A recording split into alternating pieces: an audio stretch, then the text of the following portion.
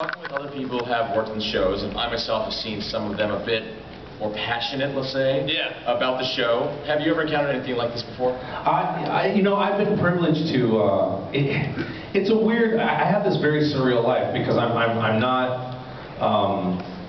I'm not, Hollywood A-list famous. I think if there were a list for an actor like me, I might be LMNOP or Z-list. I don't think of myself in those terms, but it's weird. I can think of one counter in particular. I don't really, I love what I do. I'm very proud of what I do, and I think it has value. And I think any of all my colleagues, I feel the same way about them. And on the one hand, I am completely, not. But in the land of cartoons, it's like a different thing. So to give you an example, I'm on a plane. I'm flying back from some convention, and some kid keeps talking to me and talking to me and talking to me, and he keeps asking me questions, and he asks me what I do, and of course I tell him. I didn't say I was on Dragon Ball. Yeah, voiceover. Well, and he keeps talking to me, and he's sitting next to his mom, and he goes, well, I do this Dragon Ball Z thing, and I'm not usually that talkative about it on a plane, but he seemed like a nice kid. And then after I told him I was Goku, he turns to his mom and he goes, "This guy's the Tom Cruise of cartoons." I'm not a Tom Cruise of cartoons, but if you want to tell your mom that, I guess, that's fine.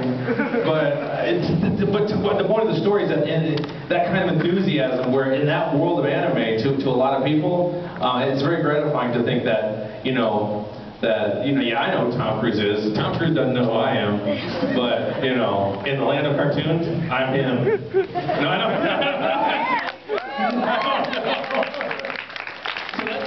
So that's a passionate response. That would be an exciting response. I had seen one guy passed out once. A 40-year-old man passed out once when he met me, and it's weird because it's a combination of what I do of my work, which I love. But one of the things that I accidentally take advantage of is, and I do it when I'm recording, is I appreciate that you love my work, but also there's all those frames and frames of animation and story and writing and music that it all ends up being part of the emotional experience.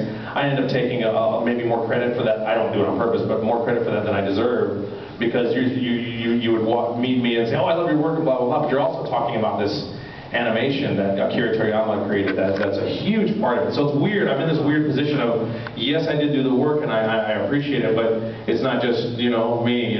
So it feels really good, I guess, is what I'm saying. It's like, I guess the stopping point's usually the actor, I guess. Even though they think about other things. Anyway, I digress.